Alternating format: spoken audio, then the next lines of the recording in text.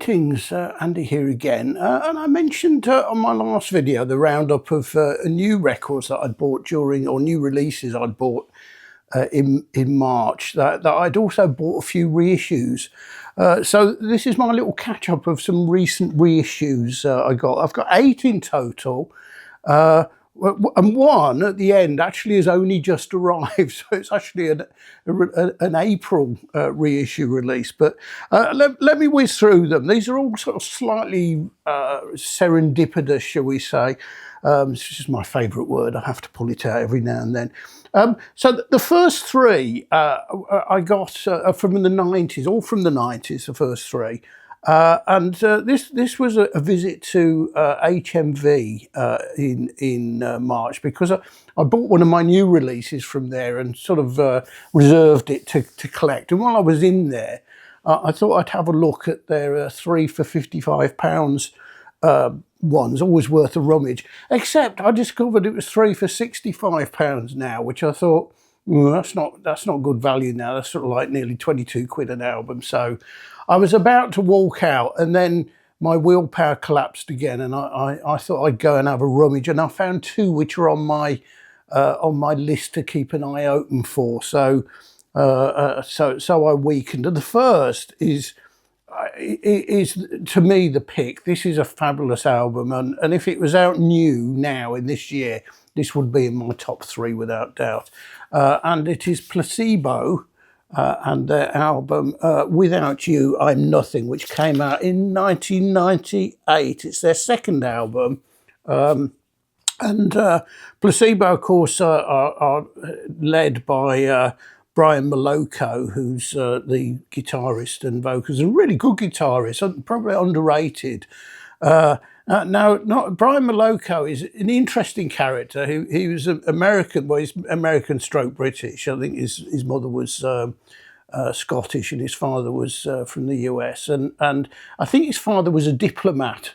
And basically he was born in Belgium, in Brussels, and spent most of his schooling in international schools around Europe. And then in his early 20s or late teens, whenever he sort of landed in London. I think he's been there ever since. So he's got a sort of nasal, drawling, androgynous voice, which I really like. Now I do know some people don't.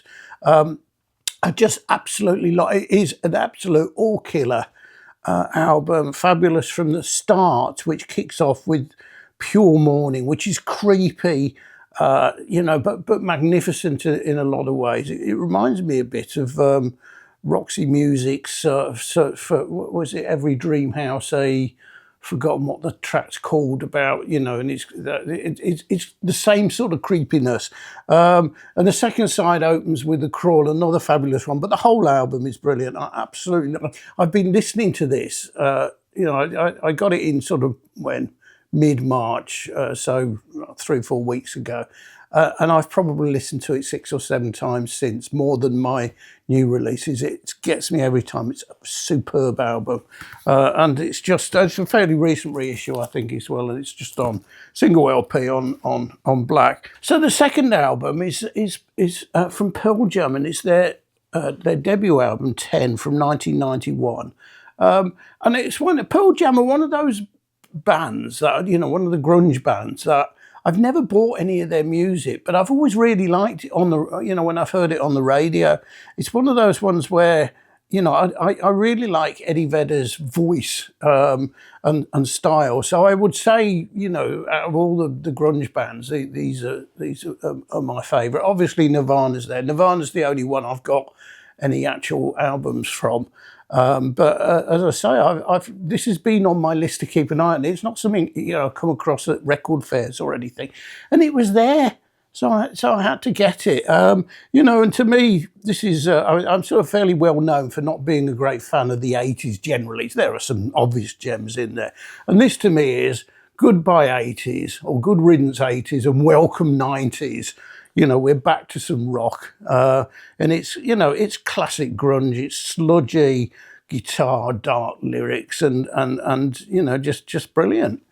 Again, just a single LP on black. Now, and the third one I got in this list, rummaging through, was sort of, I've actually got a couple of their other LPs on digital download and alike, but this is just so different. And it is the Brian Jonestown Massacre and their album, Their Satanic Majesty's Second Request. So this is obviously that there are two Rolling Stones sort of playoffs here. Obviously, the title, the Jonestown Massacre. I don't know much about it, but I think it's in the 70s or something like that. And it was one of these religious cults, sort of massacre stroke suicide pacts in which I think took place in Guyana. I don't know, but it was something like that. And obviously, this is in awe of. Although the whole band is Brian Jones, obviously the late Rolling Stones founder. So they've played it as Brian Jonestown's Massacre. And then their Satanic Majesty's Request, obviously from, I don't know when it was, mid-60s Stones album, and they've played on that. I'm not sure what number album is. I think they've sort of produced a ragtag by this stage. It came out in 1996. And I can only describe it as weird but wonderful. It's an eccentric celebration of 60s psychedelia and Brian Jones' love of Eastern instruments. And on this, even down to Australia, because the didgeridoo appears occasionally. It sounds weird, and it is in a way, but it's a really listenable album. It's a full double, and there's the band. I think they hail from San Francisco. So 60s psychedelia, but mixed with all sorts of other things and lots of sort of like Eastern instruments, but without sounding very world. It's sort of like it's 60s, and there's a picture of him as what's it say, God star Brian Jones. So that was my fan. Now I've got another 3 records which are connected, and these are all from the 70s, and it's a band I didn't really buy anything of at the time, but I actually really liked, and I'm talking about the Pink Fairies. So the Pink Fairies were slightly psychedelic rock, blues rock. It was that early one. They were also a power trio, even though occasionally they morph into a 4-piece with guests, and the lineup was just constantly changing. Now I got this one. This was released in January, so this was a new release. It's not actually a reissue, but obviously the music is old. It's live recordings from which were recorded on BBC TV and radio from 70 to 72, and these days there's quite a lot of BBC ones which get released because they're out of copyright now, and they would have been produced from not from the original tapes, because they were usually always long lost because the BBC didn't keep them. So they're usually produced from recordings that people have made. The quality on here is mixed. Most of it is really good. There's a couple of tracks which aren't brilliant, but they're still very listenable. And there's a whole mix of stuff in here from there. It's got Lucille and Johnny B. Good, so a couple of rock and roll ones, and some of their other tracks, and it finishes on, oh no, it doesn't finish. It's also got I Saw Her Standing There, the Beatles, from the Beatles, and they also cover Tomorrow Never Knows on it. And I bought this last month, or the month before, I can't remember. I bought it recently as a new release, and thought, really enjoyed it, but it reminded me of the Pink Fairies from old. So and again, it's just plain black. So I thought, I've got to go and have a look at some of them, because I remembered What a Bunch of Sweeties from 72. And this was one I didn't have at the time, but this is the one which has got I Saw Her Standing There on it. And I remember that has stayed with me as one of my favourite covers ever. It's a brilliant cover. I prefer it to the Beatles version, but I'm not a huge, I love the Beatles, but I'm not a collector of them or anything. And I can't remember whether that was released as a single and I bought it. or maybe just I borrowed this LP from a friend. I'm pretty sure I did because I remember more of it than just the just that single. So I thought, oh, I've got to go and get this. So I just had a look and see what was around it. And actually, this was I think 2024 release on pink transparent vinyl, somewhat appropriately. It's quite eccentric. There's some spoken word intros on a couple of tracks, including the one which is called the closer of side one, which is called "The Pigs of Uranus," and it's slightly irritating in a way because it's all playing on the schoolboy joke of Uranus, which sort of like. Yeah, but I've heard it so many times before. But anyway, there's some great tracks on here. Portobello Shuffle, Marilyn, a Walked Out Run, and it closes on the magnificent I Saw Her Standing There. And I do remember that when I was about 14 or so, 15. It's a cartoon, but, I did look at it with bad intent, as I think Ian Anderson once sung. I got that on Amazon, and of course what happens when you go on to Amazon, it pushes something else at you. And then so their third album, that was their second album, their third album popped up in front of me, The Kings of Oblivion, which was from 1973. So I thought, oh God, I've got it now, haven't I? So I clicked on that, so I got that. I didn't really know this album as much. I have heard it, but and it's interesting. And yet another change. In this one there was some change of personnel again. And actually, what I should mention in the previous one, there's a couple of tracks which featured Trevor Burton, who was the bass guitarist in The Move, and he didn't go on to ELO. He actually went on to join Steve Gibbons, but he plays guitar on a couple of tracks on the on the Sweeties album. So it was sort of like they'd morphed into a bit of a four-piece on some of those. They're back to a power trio on this. It's really heavy blues rock, and whilst I would say there aren't some of the highs as on Sweeties, neither are there the lows. This in a lot of ways is actually a better album. It's more complete. It's more professional. It's a better overall listen, I would say.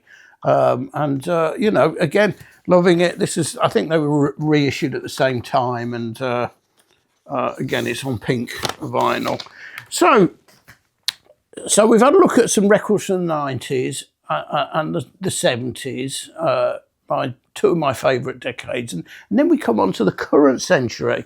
And this is a new release this year, 225. And it is the album Apricot Morning by Quantic. Now, this dates from 2002, even though it was reissued in February, I think. I actually have this on CD. I bought this and the first album, which was called The Fifth Exotic, on CD when they came out. As I say, it's 2002 this was, and I think the other one was 2001. So, it's one of these ones which I was sucked in by an email from Bandcamp. So I got one of those alerts. It's just been reissued. I thought, God, I haven't heard that for years, and it was absolutely brilliant. I did actually see him. When I say him is a guy called Will Holland, whose output is both as Quantic and also the Quantic Soul Orchestra, who I saw in the mid-00s and have one of their records as well. It's fabulous early noughties electronica, Will Holland is sort of producer, electronic artist. It's partly, some of it's instrumental, but there's also some tracks with some vocals who are done by the wonderful Alice Russell, who's a beautiful soulful voice. This is a double LP. It's over the some of the sides are shortish. It's on all four sides, but it's about an hour long. typical sort of CD converted to LP, and I absolutely love it. It's just a fabulous album from the early noughties. And there they are again. This is all in black vinyl. Now the last one. Oh, sorry. Let me just say, the Quantic album came with a download code, and as I say, I've already got it in CD, and I've already ripped it. So, oops, there's the address on it, and then the code is on the other side. So there you go. If anyone wants to try it. So the third one is completely new. Well, in lots of ways, completely new. So I had my last video I did for the new releases. I had a comment from Moses from Sweden about some of the stuff, and asking if I was planning on getting the new album by Ethel Kane, because he thought I would, that music will be up my street. And I thought, I don't know Ethel Kane. So I sort of went and had a look, and turns out she's got a new album out later in the year, August, I think. But she's only got one album, and it came out in 2022. And they've literally, they literally had just reissued that last Friday. So I sort of streamed 3 or 4 tracks and thought, yeah, I really like that. I streamed probably a bit more than that, probably 2 sides of this double LP. So I thought, right, I'm going to go and get that and listen to it properly. And it only arrived yesterday, so I've not listened to the vinyl LP yet. As I say, I've streamed, a fair amount of it and really like it. And there's the album. She Ethel Kane is her stage name. I'm not going to say what her full name is because I haven't written it down. I can't remember it, and I wouldn't be able to pronounce it anyway. And she comes from Tallahassee, which I believe is in the Florida Panhandle. And it's a real mix of many styles. It's sort of all melded together. It's difficult to pull out a specific genre because there's some Americana, there's some folk, there's indie rock, there's ambient, and it's got a slight shoegaze feel to it as well. I saw it described as Southern Gothic. Now, I've no idea what that is, but it feels like it's a good description of this. Some of the tracks are quite long. I read a review as well, and some of the reviews are quite mixed. Some say it's a bit meandering and so on, and some say it's absolutely stupendous. And I'm more at the latter view. I really do like it. It is definitely up my street. So Moses, if you're watching this, thanks, mate. Cheers.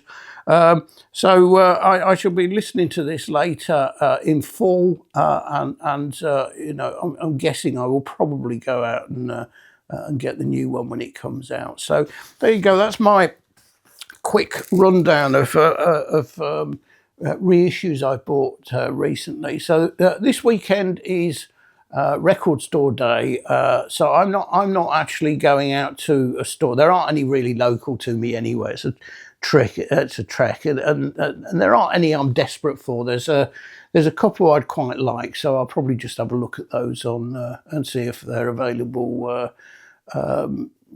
afterwards online, any leftovers. So if you're out on record store day, have a successful one. In the meantime, thanks for watching. Cheers.